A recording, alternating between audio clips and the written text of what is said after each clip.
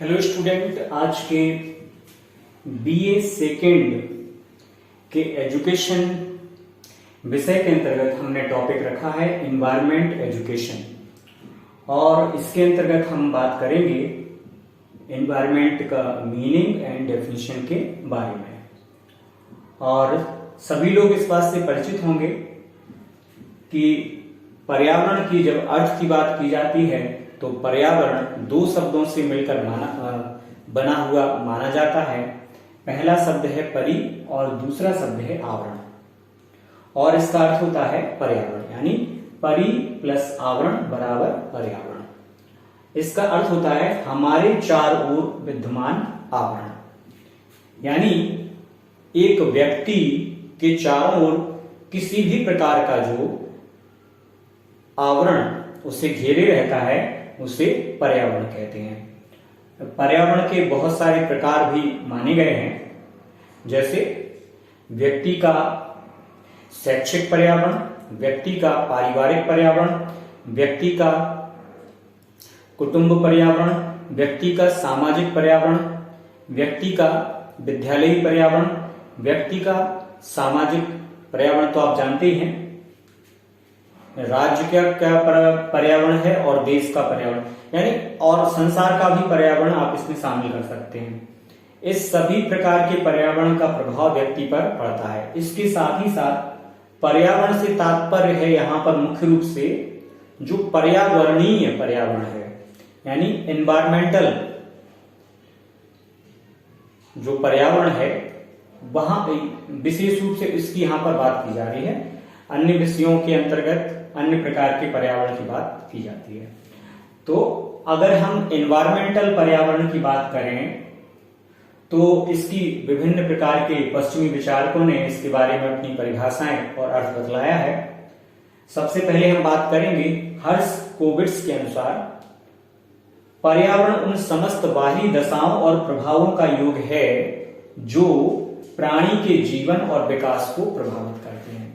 इन्होंने बहुत ही गहराई से पर्यावरण को व्यक्त किया है कि जो भी बाहरी दशाएं होती हैं या कोई भी बाहरी प्रभाव होता है जो एक प्राणी से तात्पर्य है सामान्यतः मनुष्य, तो मानव के जीवन को और उसके डेवलपमेंट को जो प्रभावित करते हैं, अपना प्रभाव दिखलाते हैं, वो सभी कंडीशंस क्या कहलाती हैं? पर्यावरण कहलाती हैं।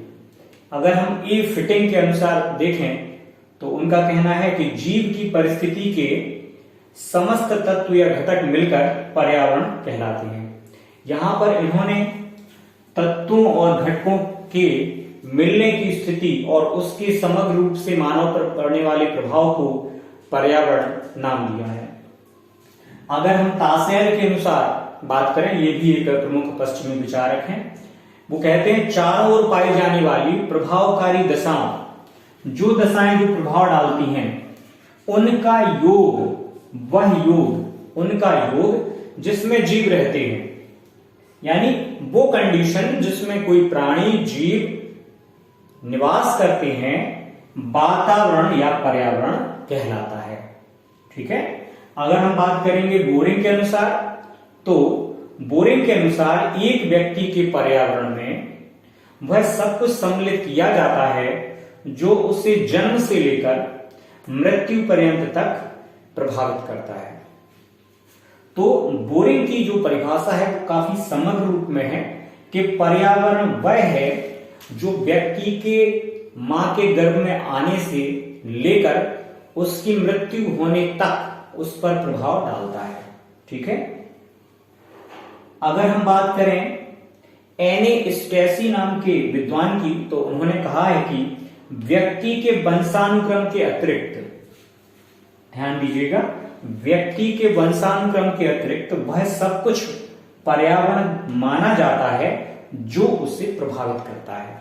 यानी वंशानुक्रम एक ऐसी चीज है जिसे कोई भी व्यक्ति बदल नहीं सकता है। वो आपके गर्भ में आने से पहले ही आपके अंदर आ गई। यानी जब अब आप मां के गर्भ में आए उसी समय पिता के 23 गुणसूत्र और माँ के 23 गुणसूत्रों का प्रभाव जो था वो आपके ऊपर हो गया, उसको आप बदल नहीं सकते।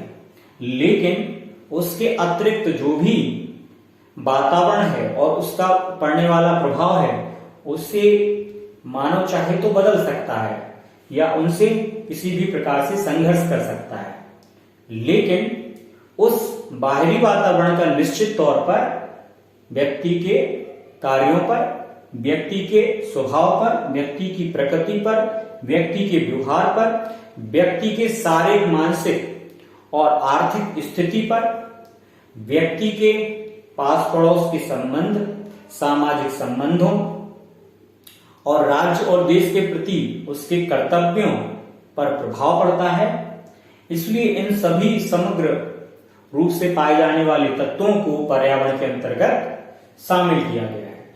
इसके अतिरिक्त जो पर्यावरणीय तत्व होते हैं, जैसे अग्नि, वायु, जल, मिट्टी, आकाश इत्यादि, इनके द्वारा भी व्यक्ति के समक्ष बहुत प्रकार की परिस्थितियां उत्पन्न हो जाती हैं और उनसे व्यक्ति जीवन भर संघर्ष करता है। लेकिन संघर्ष करने के पश्चात भी व्यक्ति पर उस का प्रभाव अवश्य ही पड़ता है। इसी को एनेस्टेसी ने पर्यावरण की संज्ञा दी है। तो इस तरह से हम देखते हैं कि हर्ट्ज़ोविट्ज़, ए फ्रिटिंग, तासेल, बोरिंग और एनेस्टेसी ने पर्यावरण को समग्र रूप से ऐसा आवरण माना है, हमारे चारों ओर का ऐसा आवरण माना है जो व्यक्ति के जीवन पर उसके माता के गर्भ में आने से लेकर उसकी मृत्यु तक उस पर निश्चित रूप से प्रभाव डालता है।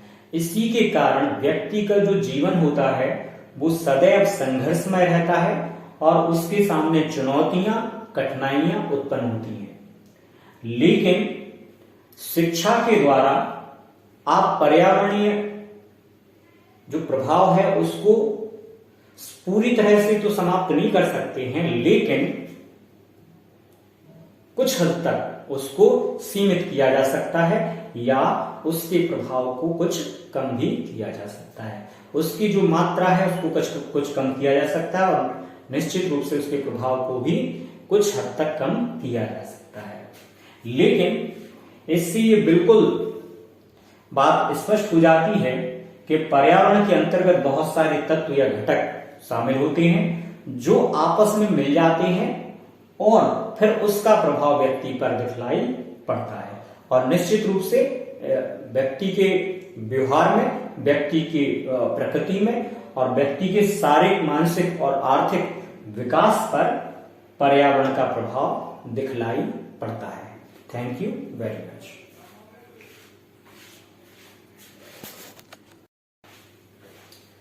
अगर हम पर्यावरण के समग्र अर्थ को देखें तो हम पाते हैं कि पर्यावरण दो शब्दों से मिलकर बना हुआ होता है और इसमें पहला जो शब्द है उसका नाम है परि और दूसरा शब्द है आवरण। परि का अर्थ होता है चारों ओर और आवरण का अर्थ होता है ढके हुए। तो इस तरह से इन दोनों को अगर सम्मिलित कर दिया जाए तो इसका अर्थ हुआ है जो चारों ओर से ढके हुए है वही क्या है, पर्यावरण है। ठीक है, यानी जो हमारे चारों ओर विद्यमान है, ठीक, हम लोग हमें घेरे हुए हैं। अगर हम पर्यावरण की एक समग्र अर्थ के बारे में विस्तार से थोड़ी जाएं तो हम पाते हैं कि पर्यावरण एक अविभाज्य समष्टि है। ठीक है, और जो भौतिक, जैविक तथा सांस्कृतिक तत्वों वाले पारस्परिक क्रियाशील तंत्रों से मिलकर इसकी रचना होती है।